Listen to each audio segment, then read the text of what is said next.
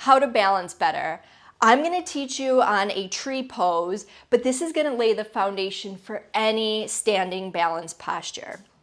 So it starts with your foot, obviously, and you want to build a very strong connection. So I'm going to use my right foot, and before I do anything else, I'm just going to rock on it. I want to see where my ball and my heel naturally connect. Sometimes we call it four corners, 2 in the ball, 2 in the heel. You'll hear people say spread your toes out. Be careful. You don't want something unnatural in the foot. You don't want to feel like you're gripping into the floor with your toes, but you do want an active toe. So you found that nice solid foundation in your foot. You might even start to transfer the weight there, but then it comes to, well, what am I going to do with my opposite leg? So in this case, my left. A lot of folks are very quick to start putting that opposite leg up on their calf, up on their quad or inner thigh, and teachers will say, well, as long as you're not on your knee, you're fine. Yes, that's true. But what I tell people, try and start with a kickstand where your left ball is on the mat or even your left toes, just be mindful of toe health, and your ankle or your heel is up against your ankle. This is going to create a very strong foundation to build up the stabilizing muscles in your ankle, in your calf.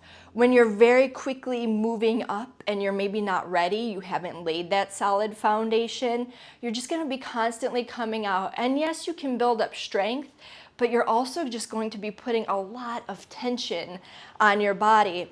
Where if you're solidly foundational, you don't have to worry about injury, you're just holding.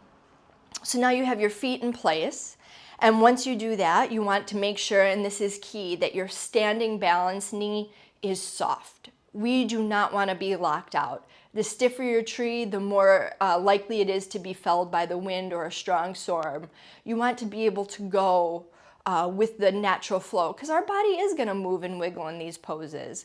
So now that we have our legs set up, we want to be lifting up tall in our spine.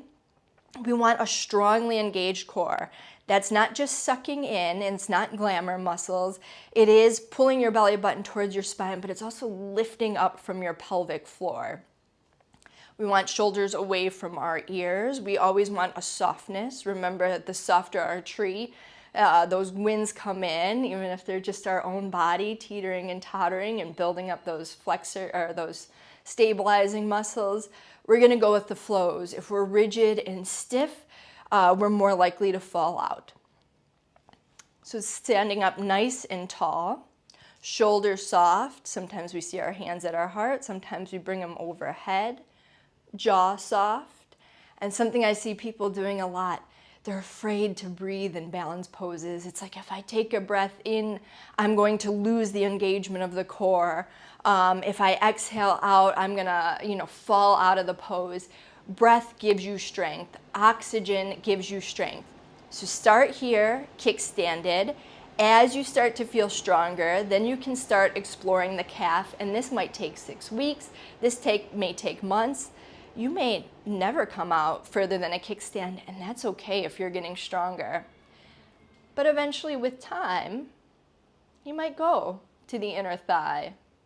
As your hips start to open up with your practice, you might even start taking your pinky edge into your hip crease. You can get really creative, really fun, but you're never going to get there if you don't build the foundation first.